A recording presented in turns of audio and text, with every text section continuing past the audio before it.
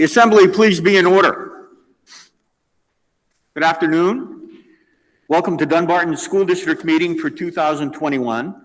My name is Rainey Willett, and I'll be your moderator for this meeting, during which Dunbarton's residents will come together to legislate policy and budgets for our town's schools.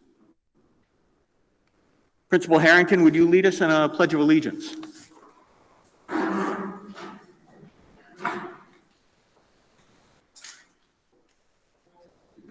To the flag of the United States of America, and to the republic for which it stands, one nation, under God, indivisible, with liberty and justice.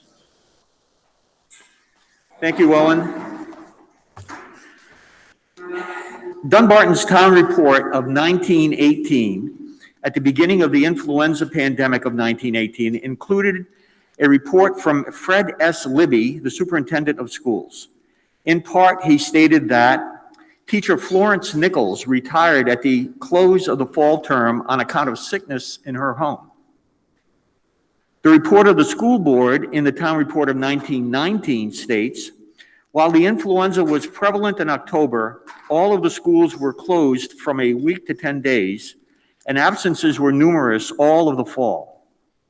The board consisted of Walter Burnham, Frank Garvin, and James Stone. Superintendent Libby's report in that town report indicates, quote, "The troubles of the year have been caused principally by the influenza and a shortage of teachers." It sounds like the people of Dunbarton were dealing with the difficulties of the pandemic then, just as we are now. So thank you all very much for being here today. Please note there is no smoking in the building. The restrooms are behind me.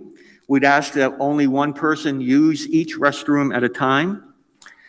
Please use the aisles on either side of the gym to go to the restroom or to go to the microphones if you want to make a comment or have a question. The microphones are located there and there. There are 3 emergency exits if there are occasion to use them. Please make sure that you have your green voting card.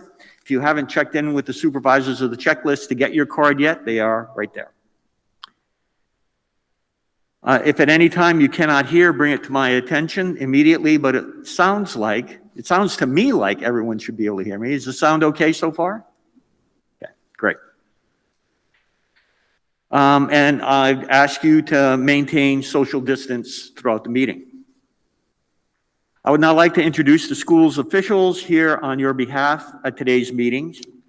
Our elected officials include Dunbarton School Board Chairperson Clem Madden, Vice Chairperson Jeff Moody, and board members Jarrett Duncan, who's not going to wave apparently, Nicole Sloan, and Jeff Trexler. Our school district clerk pro tem is Ryan Roy. Also present today are the supervisors of the checklist, Janet Casey and Peter Weeks, and Supervisor Pro Tem Shelley Westenberg. Today we have 3 assistant moderators helping with the meeting. They are Fred Mullen, John Trottier, and Deb Trottier. Thanks again to Jeff Moody and Sarah Murray, our school's digital learning specialist, for handling the sound and video, getting this whole system set up for us today. Also in attendance are Dunbarton Elementary School Principal Owen Harrington and Special Education Coordinator Laura Landry. From SAU 67, Superintendent Dr. Dean Cascadden and Assistant Superintendent for Business Administration Dwayne Ford. New Hampshire RSA Chapter 197:1 states, "A meeting of every school district shall be held annually between March 1st and March 25th for raising and appropriating money for the support of the schools for the fiscal year beginning the next July 1st for the transaction of other district business." Further, Chapter 197:19 states, "The moderator shall have the like power and duty as a moderator of a town meeting to conduct the business and preserve order. And in the conduct of a school district meeting, all the statutory duties, powers, and authority granted to town moderators, and may administer oaths to district officers and in the district business. Today, we will follow the moderator's rules as described on the town website and in a handout that's available in the table near the entry. I will be flexible in their application to allow full deliberation of each issue. Is there anyone here who has not been to a school district or town meeting before? I have about 700 to 800 words of moderators' rules that I could go over right now. I'll try to make the process clear for you as we're going along. I'm going to skip over reading over all the rules. The big one to keep in mind is I'm trying to keep order. I'm trying to make it so that anyone who wants to talk gets to talk, that we have a full deliberation on each issue. But at any point, any decision I make can be overruled by you, the assembly. The warrant that we'll be considering today is printed on page 109 of your town report.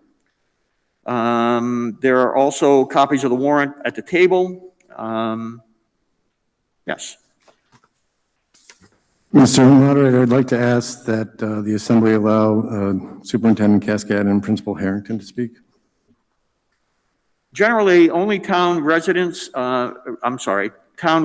voters speak during town meeting. However, in previous years, the Assembly has found it helpful to hear brief comments from our school officials about the schools. Is the Assembly agreeable to having comments by Principal Harrington and Superintendent Cascade?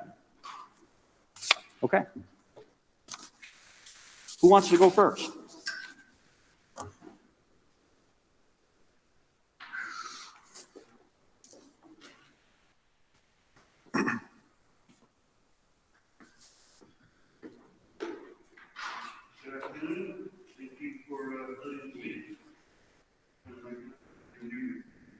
Zoom meeting. All right. Good afternoon. Thank you for letting me speak. Born and raised in New Hampshire in the North Country in Littleton, and March is always my favorite time of year. You start tapping the trees, gets a little warm, the sun comes out, and we gather together in gymnasiums and town halls, and we talk to each other about how we're going to run our schools and how we're going to run our towns and move forward. And it's just such a great tradition and such a great way to govern. I'm going to be a little short today. I think what has dominated our schools in the past year has been the pandemic and response to the pandemic, and the difficulty of keeping schools fully open. Last March 15th, I was on the chairlift at Bretton Woods when the governor closed schools. And closed schools for the last half of the year. At that time, we didn't know a lot about the pandemic. We didn't know a lot about COVID-19. Very concerned that schools were going to be centers of spread.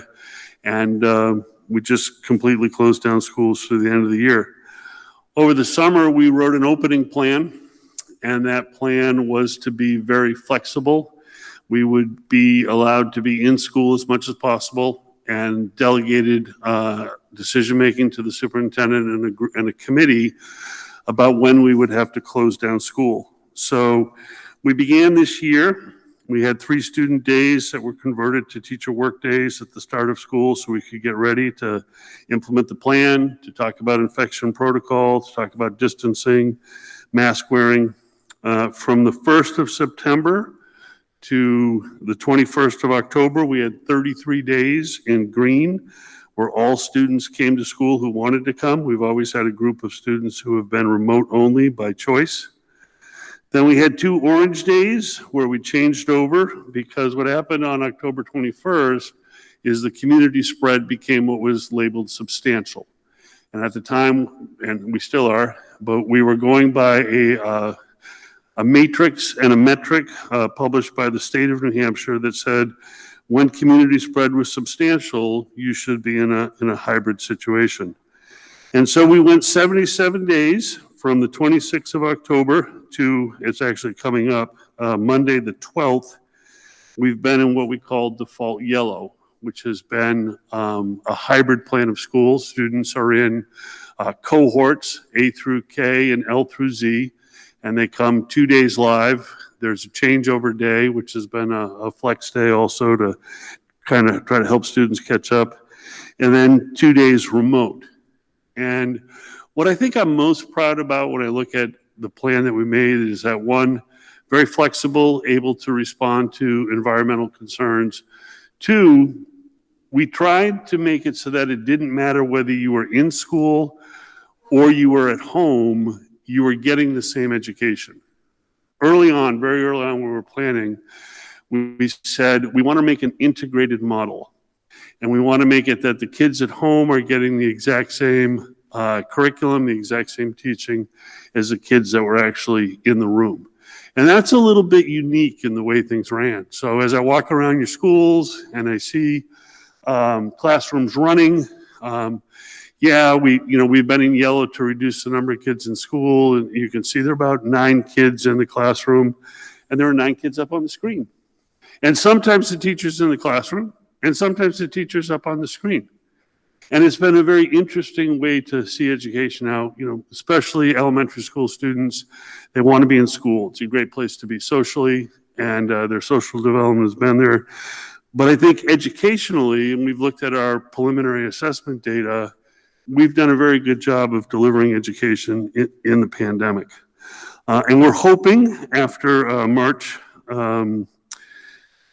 12th or March 15th, when we go in to green, and hopefully we'll do that to the end of the year. When we get to the end of the year, the average student will have had 124 days in person and would have had 53 days remote this year. And again, I think for our region, for where we are, that's probably a good percentage. There are a lot of schools that have been more remote than we are. We've managed the infection protocols. People have worked very, very hard. Students have worked very hard to learn new skills, and they've been really well behaved. They've come in, they've had to wear masks, they've had to socially distance, they have to be in cohorted groups to do activities. Teachers have worked very hard. We know our parents have worked exceedingly hard to have their kids at home and to move on with their regular life. Been a really, really tough year, but I think we're starting to come out of it, and I'm very excited about the future. One of the internet kind of memes I was reading was saying that, someday, a decade from now, you'll put on like an old jacket, you'll reach in the pocket, and you'll pull out a mask, and you look at it, and you'll think back to like 10 years ago. And the joke was, and then you'll pick up your machete and hack your way through the post-apocalyptic landscape. But I don't see it that way. I've got a different ending for it. And then you'll move into your next room, and you'll meet with your team to work, which will be holograms projected in the middle of the room, and you'll be able to work directly with a diverse team of people from all over the world, because the pandemic accelerated our ability to work remotely with each other, and it also increased our ability to work with diverse cultures and diverse people. And the only other thing I wanted to share today is we did do 3 other things this year besides deal with the pandemic. We had a focus on equity and diversity. We've had a number of events that we've worked with children that just is working. We're in a diverse world. There are different people in there. We live in a part of the world that tends to be monoculture. We don't have a lot of exposure to different types of people. And we've worked really hard to bring that equity and diversity focus in this year. Lunar New Year was one that you might have participated in if you had parents. The second issue that we've been working on is something called Mtssb, Multi-Tiered System of Supports for Behavior. And what that recognizes is that there's academics, there's also social, emotional issues and behavior. And we have had a lot of team meetings and talking about, how do you work with behavior with children? The age of punishment, the age of discipline, it's just recognized that doesn't work with kids who misbehave. Because a lot of times, kids who misbehave are coming from environments or homes where there's nothing we can do that's worse than what they face emotionally in their homes. And so instead we look at supporting them. There's 3 tiers. You have a general tier where the whole school develops rules. You teach children what the rules are. You give them positive examples about how you follow those rules. Teach them what behavior in the cafeteria is expected. Teach them what behavior in the hallways are expected. So a general tier. There's a second tier where you might provide small group support for kids who need some counseling or need to support. And then there's a third tier of intensive level. And that's been our second goal that we've been working on this year. And finally, the third goal, which is interesting because we said it before the pandemic began, is something called Future Ready Schools. And what we are looking to do is leverage technology to bring something called mass personalization. If you look at the history of our culture, the history of education, you began with kind of individual education or individual ways. If you wanted something built, you went to a craftsman and they built it for you individually. If you wanted to educate a child, you either hired a tutor or you might have sent them to a one-room schoolhouse where the child had pretty much an education designed specifically for them. Well, then the idea of the assembly line came along, the idea of mass production, and you got the idea of what they call the factory model of schooling. And it actually came from the Germans. It's very efficient. You put kids in a school that looks like an egg crate, classes on each side of a hallway. You put them in same age groups, and you kind of teach to the middle, and it's a very efficient and effective way to try to deliver education to the masses. So now we're looking at something called mass personalization. How do we create the economy of scale? How do we educate a large group of students without breaking the bank? But we personalize the education for every one of those students. If you're a little slower than your peers, you get a little bit less dose. If you're faster than your peers, you get more or you get different and you're brought on. And part of what allows us to do that is the technology. So this year we introduced something called iReady. It's actually an artificial intelligence kind of learning management system. And so when we did the integrated model for our teachers, we had the iReady where the students could go on and take tests. And in math and English, get curriculum and instruction delivered to them through the computer digitally right at wherever they were. Then the teacher would go around to individual groups of students and teach them individually. And then sometimes they would work on large groups. The other part of Future Ready Schools is a focus on what's called project-based learning. So instead of being the focus of I'm going to learn math here, English here, social studies here, and science here, you give them a real-world problem to solve, and then you integrate those subjects into solving the real-world problem. And so you are not only learning about the subjects, you're not only learning about what the content is, but you're also learning how to work with people in a diverse team and produce a product, which is kind of where the world of work is going. And so I'm really proud that we were able to push those 3 things forward this year in the midst of the pandemic. You're going to hear a little bit more about Future Ready Schools. We're having a big kickoff next week for our Professional Development Day, and you'll hear more about that. But I just wanted to tell you, it's been a tough year. But your schools are doing well. The students are learning. We're really excited to get them back in school because we think they would belong. And there's actually been some good things that are going to come out of this pandemic as far as teaching and learning and help us change education for the better. So thank you very much.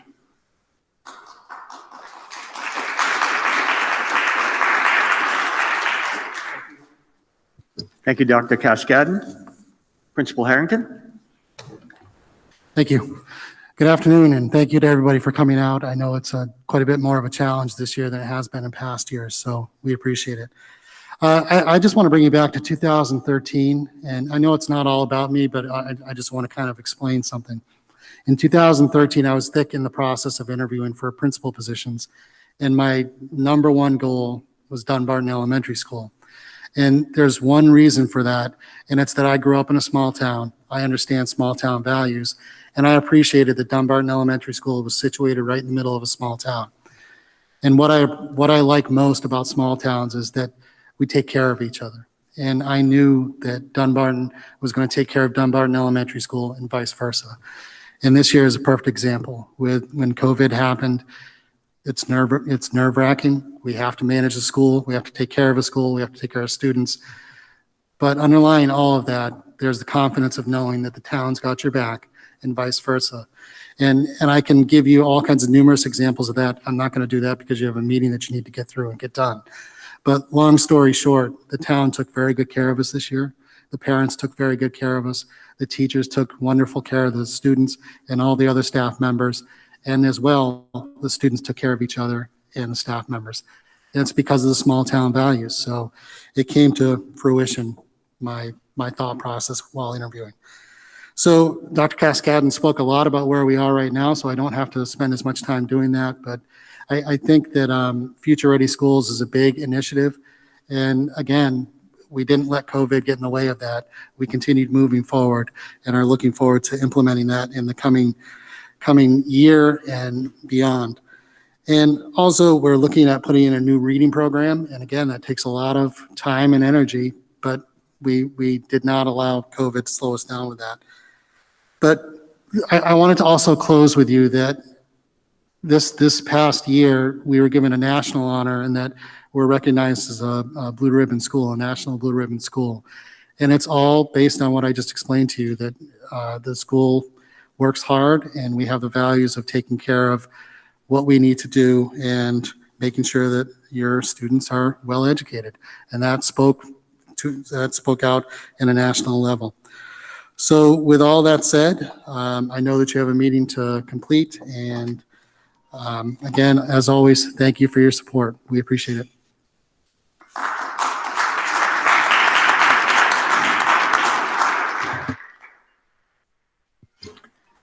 Thank you, Principal Harrington.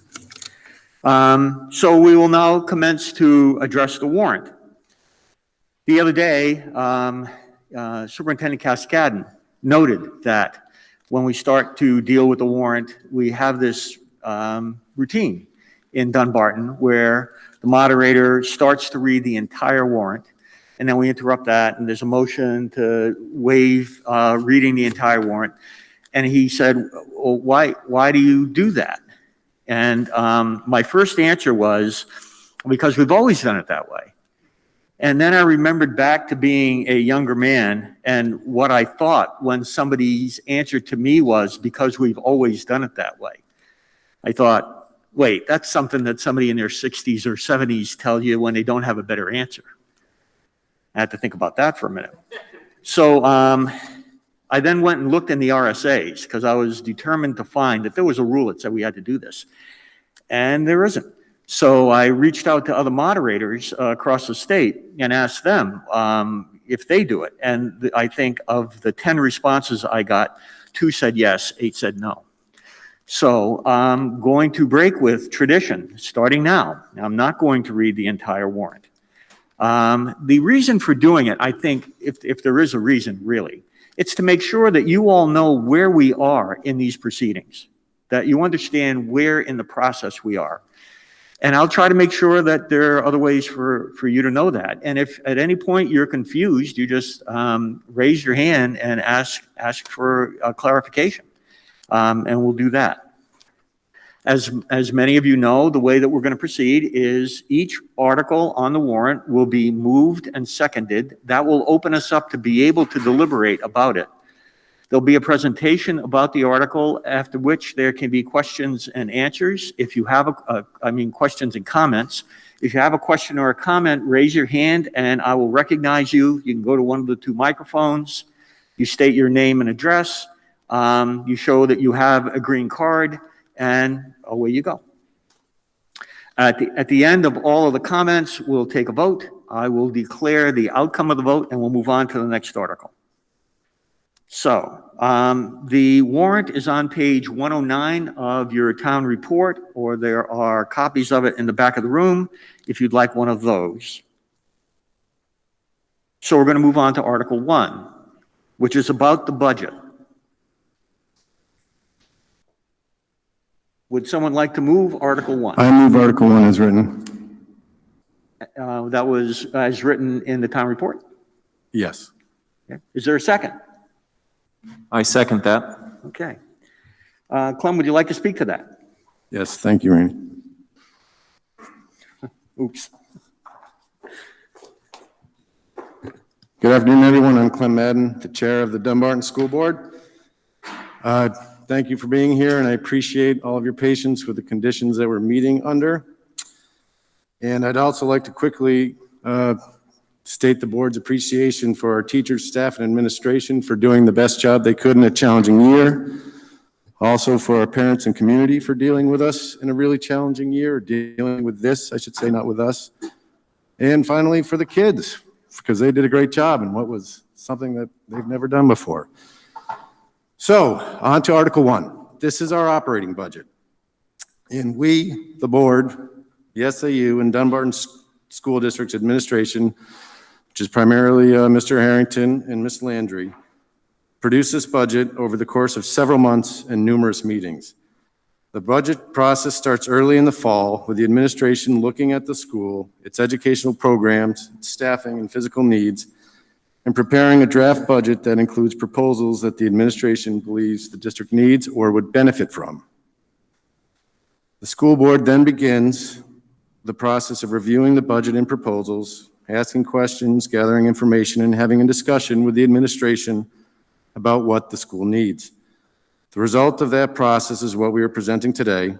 I'm going to review the budget using the summary sheet that's on pages 2 and 3 of your handout. And that highlights this, and then I'm going to highlight the significant changes, both the increases and the decreases. This year, the process had one overlying factor coloring all of our discussions: the current pandemic and how it is affecting our educational mission and our community at large. This required the board to balance our ever-present need for fiscal prudence with the need to maintain our established rigorous educational programs for next year, especially considering the lost ground some of our students have experienced over the past year. As such, we are not proposing any new programming or hiring any new positions at DES. In fact, we have a motion that we would like to amend the operating budget. I'd like to make a motion, Mr. Moderator, and then explain it if I could. And could you state your motion? At this time, I move to amend warrant article number 1 to $8,544,270, a reduction of $27,392. Is there a second? I second that. Would you like to speak to the amendment? Yes, I would, Mr. Moderator. This amendment stems from a detailed report produced by an outside contractor, Boothby Therapy Services, that the board officially received and discussed at our March board meeting last Wednesday. Boothby specifically examined our speech, language, and occupational therapy services and came up with several recommendations, some of which we can act on now and others that will need time to examine and implement. In this report, Boothby examined staffing, cases, caseload, services provided, procedures, and other things, all within the framework of how our school compares to other schools based on the size of the district, the type of SAU, whether it's a single district SAU or multi-district SAU, the building size, etc. Their recommendations are the product of that analysis and what they consider best practice. The motion to amend the budget reflects one of the report's recommendations that we had too many hours in one area of our special education, specifically speech language pathology. And after the administration had a chance to read through this report, they made an initial proposal to the board this past Wednesday that entails decreasing the staffing hours of one position from a 0.8 full-time equivalent to a 0.6 full-time equivalent. This proposal changes that position to being ineligible for benefits, which has ramifications in the 2150 line, which you can see in your summary sheet, which is speech services, and is a total reduction of $27,392. Of that amount, $13,171 is in wages and $14,221 is in benefits. This amendment would result in a 7 cents per $1,000 reduction in the tax rate. As a note, there are further staffing changes proposed for next year, but none that would result in a decrease in staff hours, and therefore they do not affect the budget. As this one change was reasonable and apparent, we felt it was important to bring it to the voters this year, and this is why we're making a motion to amend the budget we already approved.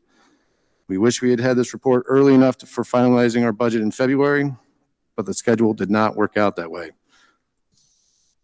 That's the explanation. In greater volume, we're now considering the amendment to Article 1, which is to amend Article 1 to $8,544,270, a reduction of $27,392. Are there any questions or comments about the amendment? Seeing none, we'll move to the vote. All in favor of the amendment, amend Article 1 to $8,544,270, a reduction of $27,392. Please raise your green card. Opposed? The amendment carries. I so declare it. We're now back to the original article. Would you like to continue to speak to that? Yes, please, Mr. Moderator. Even without any further changes to DES programming, our budget for next year is increasing due to three main drivers that are beyond the board's control. Health insurance costs are one of the big ones. Our guaranteed maximum rate has increased by 12.8%. The New Hampshire retirement system employer contributions, employer rates have increased from 17.8% to 21.02% of employee wages, which results in an overall 18% increase in that line. And the tuition that we pay to the Bow School District to educate our 7th through 12th grade students, because that district has also been affected by both the same health insurance and retirement system increases. The budget that we are presenting in Article 1, $8,544,270. This number includes salaries, building maintenance and upkeep, furniture replacements, educational supplies, transportation, food service, and so on. Overall, this budget represents an increase of approximately 6.6% or $531,925 with the amendment. Again, the biggest drivers of this increase are health insurance, retirement system increases, and tuition. So if you look at line 1100 on the summary sheet, this is our regular education line, and that has an increase of $510,351. And that area includes the following changes. There was an increase of $46,997 for salaries and wages, which covers step and track increases for our staff and a 3% increase to the grid, which is the pay grid that we use on our contracts with the teachers or professional staff. There was a decrease in Bow Memorial School's estimated tuition rate for our 7th and 8th graders of $43 to $12,106 per student per year. We budgeted 77 students for these two grades, which includes 2 extra seats should we have students move in during the year. This is a decrease of 4 students over current enrollment. Overall, this line decreased $51,907. There was an increase in Bow High School's estimated tuition rate of $1,003 to $16,473 per student per year. We budgeted 150 students, which includes 4 extra seats should we have students moving in during the year. This is an increase of 16 students over current enrollment, resulting in an increase of $397,970, which is a 19% increase for high school tuition. Another large driver of the budget increases is benefits, particularly health insurance and retirement. Our regular education benefit lines went up $105,022, which is a $64,198 increase, or of that, $64,198 is due to the health insurance premium increases, and $38,464 is due to retirement obligations. The special education section of the budget, which is line 1200 on your summary sheet, has dropped $43,243. There was a decrease in cost for tuition, contracted services, and contracted aids totaling $94,097, and a $54,352 increase in special education employee costs, which is again mostly attributed to health insurance and retirement. Our bilingual, co-curricular, and enrichment programs, which are lines 1260, 1410, and 1490, essentially remained steady. In our pupil support section of the budget on your summary sheet, we have an increase of, and this will differ from what you see because of the amendment, we have an increase of $16,894. This includes modest increase in wages and equipment for guidance, psychological search, and speech services. And we also added 5 days to the school nurse work year, which resulted in an increase overall in that line of $4,553. Employee benefits are again the biggest driver in this area of the budget for guidance, health, and speech. Physical therapy and occupational therapy, PT decreased nominally, while OT increased by $9,780, primarily due to an out-of-district placement needing occupational therapy that is not included in the tuition agreement, and an increase as well in our employee benefits for our elementary school occupational therapy people. Our instructional support lines, which is 2212 through 2250 on your summary sheet, increased by $11,464, with the increases occurring in our technology services line, specifically $2,699 for technology data services, which includes Microsoft, firewall management, cybersecurity, Google's G Suite, and several other similar services, and an increase of $8,400, or includes $8,403 for technology data management, which includes programs like Infinite Campus, Parent Square, and iReady. The general administration portion of the budget lines, which is lines 2311 and 2321 on the summary sheet, and is our SAU, increased $10,676 due to an increase in the overall SAU services budget, as well as Dunbarton's share of the assessment percentage, which grew at a faster rate than Bo's.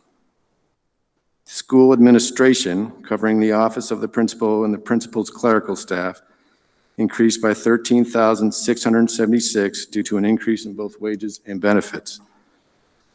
The facilities portion of the budget, which is line 2620 on the summary sheet, increased by $5,403. Is everything okay? Oh, you're just being kind and paying attention. Thanks. You're doing great. Due to wage and benefit increases. Fortunately, our projected propane costs dropped by $2,900. The transportation lines, which are 2721 and 20 through 2724 on the summary sheet, increased significantly. Transportation is a contracted service, and all the annual increases are contracted. The regular transportation buses increased $8,833 due to a 3% increase per the contract. The special education transportation line is projected to increase $4,884. This line includes the special education busing to the schools, to an out-of-district placement, and for the extended school year program in the summer. Food service line, which is line 3120, increased by $1,115 due to wages and benefits and food costs. We don't have anything in our building improvement line this year, which is line 4500. And we see a decrease in the debt service line, which is line 5100, of $8,160, which is in line with our bond payment schedule and correlates to our capital reserve contribution in Article 2, which we will discuss after this one. In summary, the big dollar changes in the budget are the wages increased $90,611, health insurance increased $125,079, retirement increased $51,810, and our grade 7 through 12 tuition increased $346,063, which is all in all is a total of $612,467. The rest of our budget lines show an expenditure decrease of $72,381. Mr. Moderator, I ask that you recognize Jeff Trexler to discuss the revenue and tax impact portion of this warrant article. Mr. Trexler. Thank you, Mr. Moderator. Clem's done a pretty good job of itemizing the changes we've had in our expenditures that we project for next year in our budget. I'm going to talk about both our total appropriations and also our revenues that would offset the cost of some of those expenditures. If we look at page 6 in your handout, the Your page 6 in your handout does not reflect the amendment to the budget in warrant Article 1 that has just passed.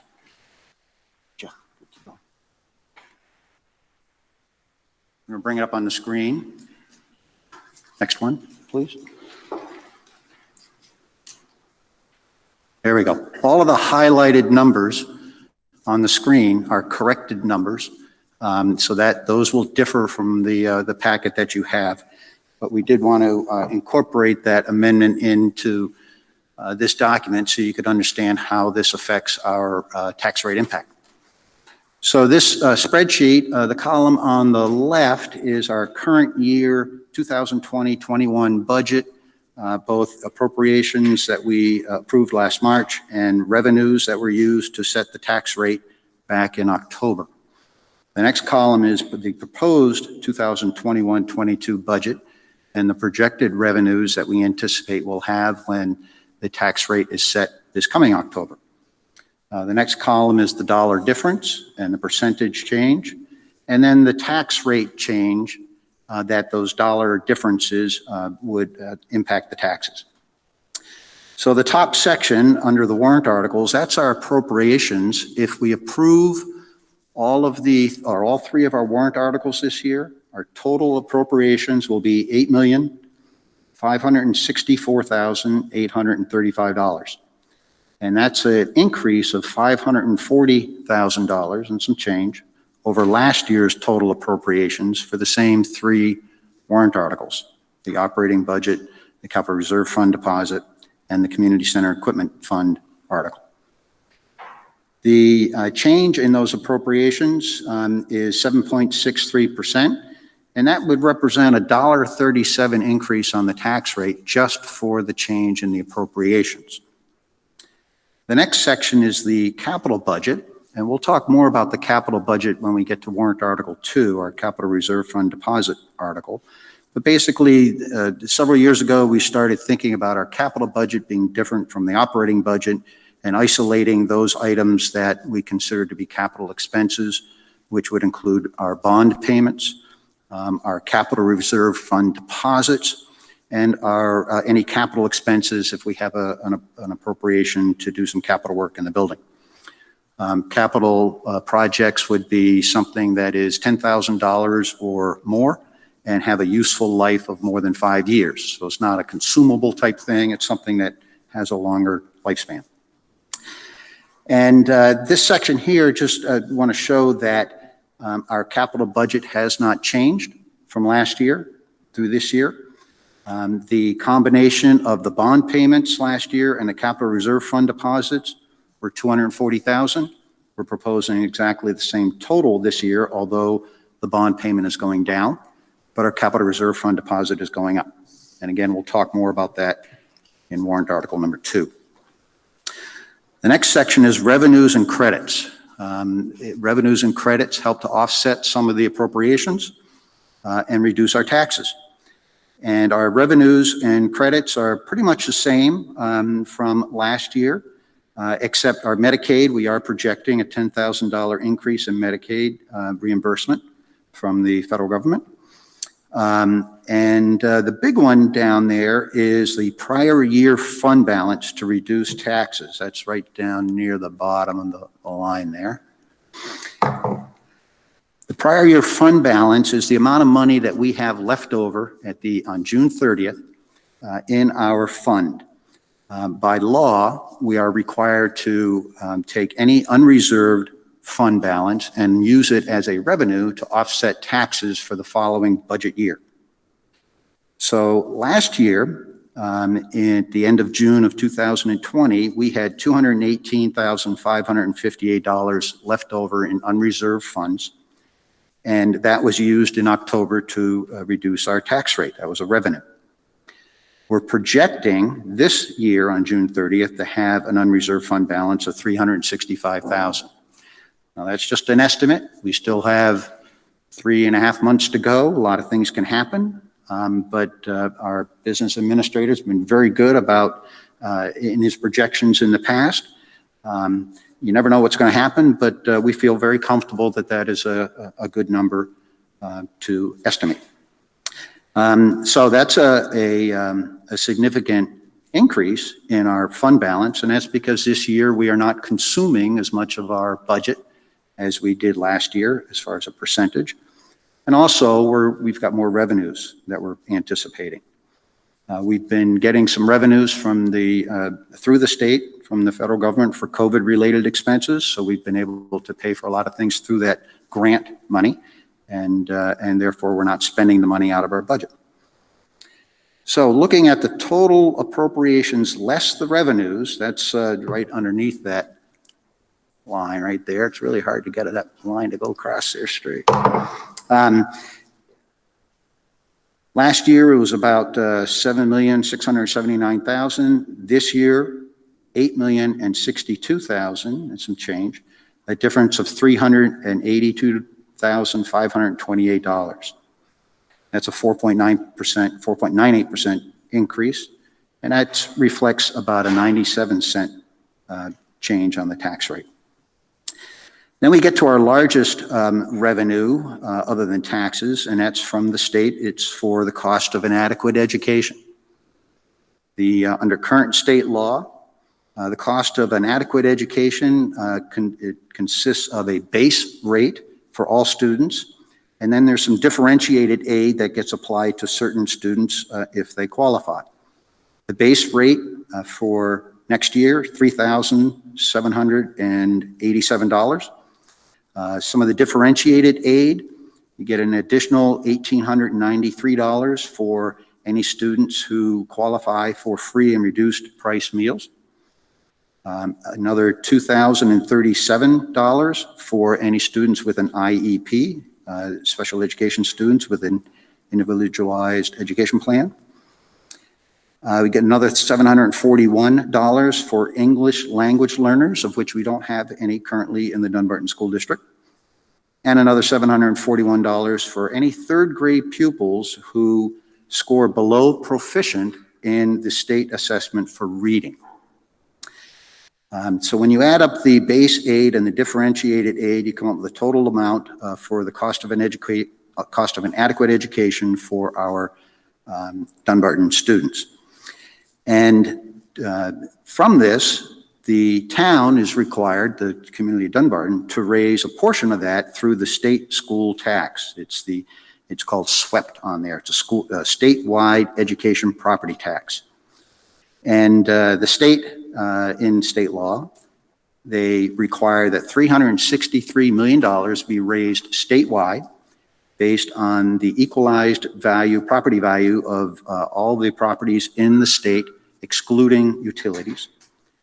And then each town, using the equalized property value, raises a share of their cost of an adequate education through that state school tax. For us, the state school tax amount is going up for next year. It was $690,000 last year. It's going up to $723,000. So with and whatever we don't raise through the statewide property tax, the state gives us as a grant, and that's the number above, the state education grant.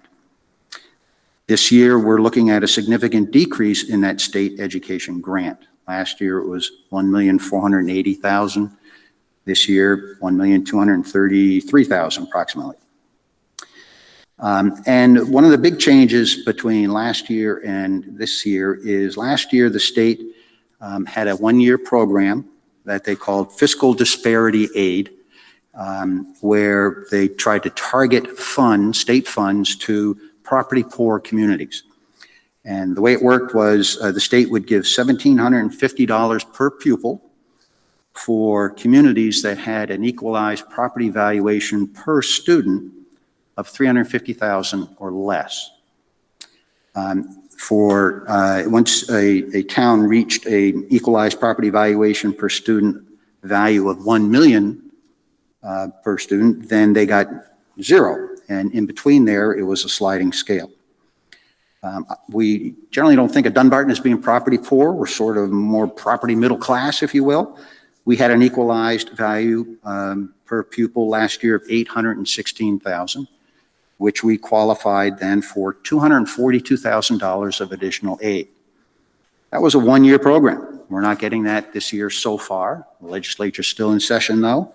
They're talking about a number of different bills that may affect the amounts of revenue we get from the state. But right now, we're projecting that we are not going to get that disparity aid. And so that's the primary difference between the state education grant of last year of $1,480,000, this year $1,232,000.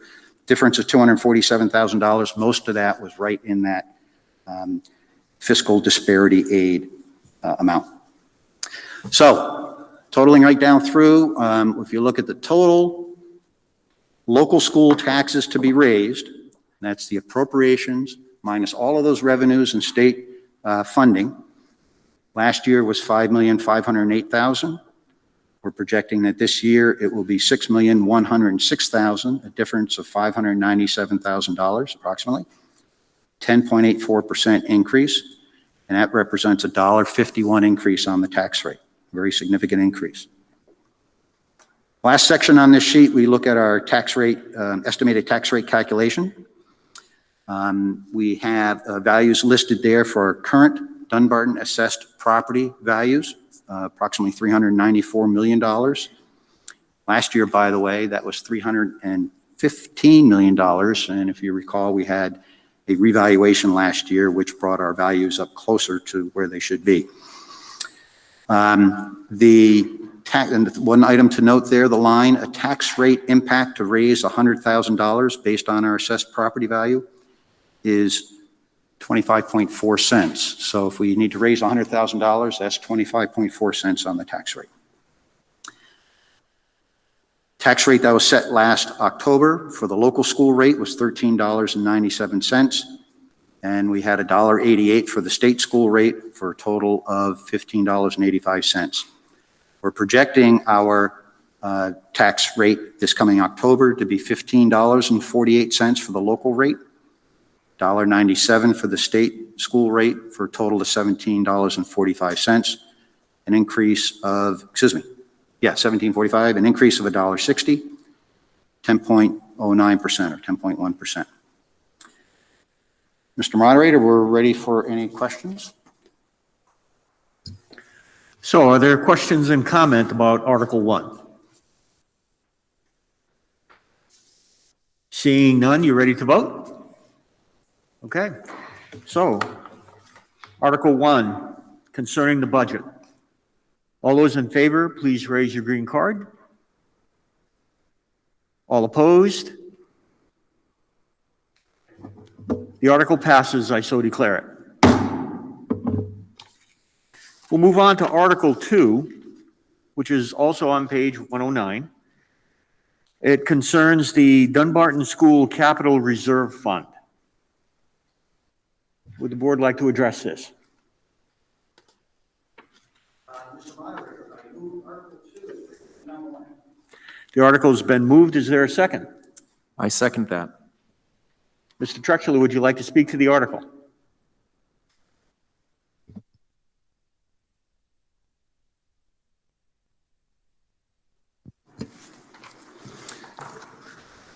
Go to the next page, please. I don't know what page it is, 7. Page 7 in your handout. Here it is. We have a chart.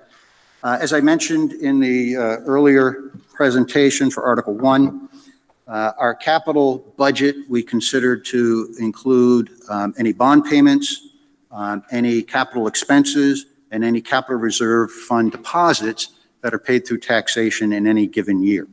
We don't consider a capital reserve fund withdrawal to be a capital expense because we've already paid for that in a prior year when the money was deposited into the account. Back in 2017, as we were looking at making some significant improvements and additions here to the school, we had a lot of capital needs at that time. We started to think of our capital budget being different than the operating budget. And we looked back historically about 20 years and we saw that our capital budget really varied a lot year to year. It went up and down quite a bit. And of course, with changes in our operating budget year to year, sometimes they were in phase, sometimes out of phase, and we could get some really significant changes in our appropriations year to year. We felt that it was best to have a predictable capital budget if we could, take care of our capital needs in a cost-efficient manner, and have a stable capital budget. So in 2017, we proposed putting $240,000 into our capital reserve. That doesn't show up in this chart. It would be the year prior. In 2018, when we came forward with a bond article to do our major improvements, we also proposed putting $240,000 into our capital reserve fund, and that's the blue bar there on the left. In 2019, we made our first bond payment of $235,755, and we maintained our capital budget by putting a small deposit back into our capital reserve fund of $4,245. And so we did that last year as well. The capital reserve fund deposit was a little more because the bond payment went down. And now we're proposing the same thing in this upcoming year. The capital reserve fund deposit of $19,565. And with the bond payment of $220,435, we maintain that same level $240,000 capital budget. As you can see, we will propose to do the same thing for the next couple of years. We're hoping that this coming year we will again do another survey of our facilities. We hire a consultant to do that, and looking forward down the road to see what our potential capital needs might be in the next 5 to 10 years. When we reach the 2024-25 year, we may want to continue the $240,000 level instead of dropping to $220,000 as shown on this particular chart, if we're anticipating some significant capital expenditures coming up. But the idea is that by putting this money, gradually refilling our capital reserve fund, we can apply those funds to any future capital projects and minimize significant variations in our tax rate.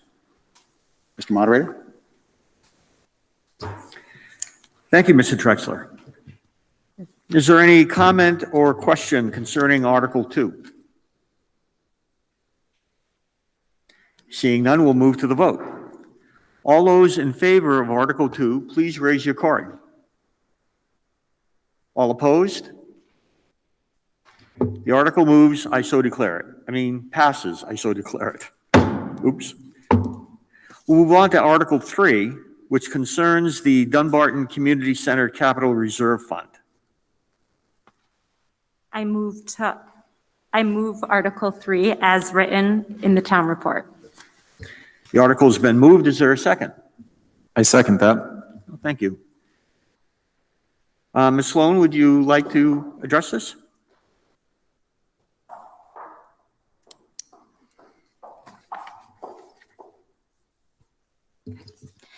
This fund was set up a few years ago to allow the Dunbarton School District and the town of Dunbarton to share the cost of replacing equipment in the Noise Community Center. The Noise Community Center is used heavily for both school and town activities. Equipment wears down and over time has to be replaced. This fund was set up as a vehicle for $1,000 deposited each year from the town of Dunbarton, with a limit in the fund not to exceed $10,000. Because part of our lunch program is federally subsidized, the school district cannot place money in the fund, but rather we include a line item in the budget for paying our share. Warrant Article 3 allows the district to deposit the money from the selectmen into a fund. There is no impact on the tax rate. Thank you, Ms. Sloan. Are there any questions or comments concerning Article 3? Seeing none, we'll go to a vote. All in favor of Article 3, please raise your green card.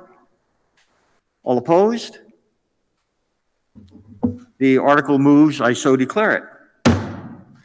We're close to the end of the meeting now, but before we all leave, let me thank you again for coming to do what is your civic responsibility and your civic right. And remember, as Benjamin Franklin said, An education is the investment with the greatest return. And Benjamin Franklin also said, a learned blockhead is a greater blockhead than an ignorant one.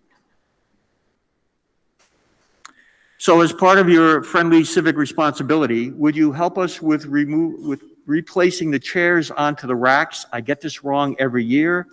The silver chairs go on that rack. Oh, we have a question or a comment? Yeah, please. Yeah.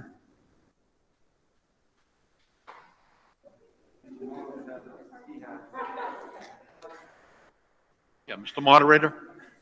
We'll get to the hat in a second. Yes, could you identify yourself and your address? I have one comment, basically. My name is Norman Roberge, 50A Stark Highway North. I've noticed that conveniently, again, the auditor's report, management letter, again, if you want, found a way to kind of just stay away from the annual report. So I would like to make a motion that all future Dunbarton School District annual reports contain A, the Dunbarton School District, 1, the auditor's report, and 2, the auditor's management letter with management comments, and B, the SAU 67, 1 auditor's report, and 2, the auditor's management letter with management comments. Giving the school board and or SAU, I'm not going to accept the motion, unfortunately, Norm. I'm not going to accept the motion, and I'm going to explain why right now. Giving the board and the SAU feedback about your concerns about what they're reporting and the information that they're bringing to the meeting, I think is a valuable thing.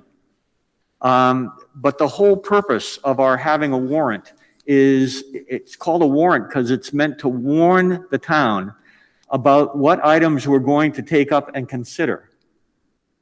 The motion, the town was not warned about considering this issue. So it would not hold water. It doesn't conform to the RSAs that describe how a warrant be formed. This would have had to have been an article brought by the public and presented at a meeting before this school district meeting. So I'm sorry, because I know this issue is near and dear to your heart, but I can't accept the motion. We can accept, though, that the board has received feedback about this, and that the SAU has, and that in the future, that you would like to see this report included in the school district report.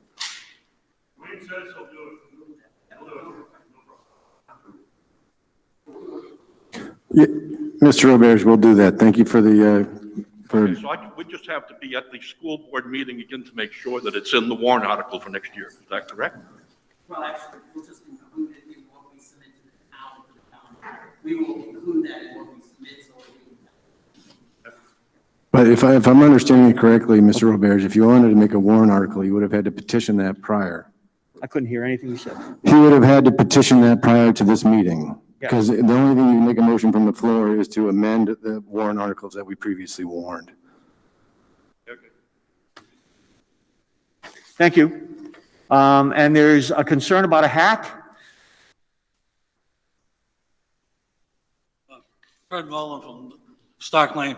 Somebody lost a hat, but I wanted to make a comment on Mr. Roberge's. That should come under the good of the order. You know, you take it under advisement, which you guys are going to do anyhow. Yeah. But, you know, he has a good point there, and we should bring it up and bring it up to the boards. Okay. Thank you, Mr. Mullen. So as I was saying, our last task is to clean up the gym. And I always get this wrong. The silver chairs go on the rack in the back, and the brown or green chairs go on the other rack. And nobody else knows either. So if you would be willing to stay and help a little bit, that would be appreciated. Mr. Moderator, I'd like to make one comment. Please do. I understand this may be your last meeting as school district meeting as moderator, and we would like to thank you for all of your service at Dunbarton. And best of luck in the future. Thank you, Randy. Thank you.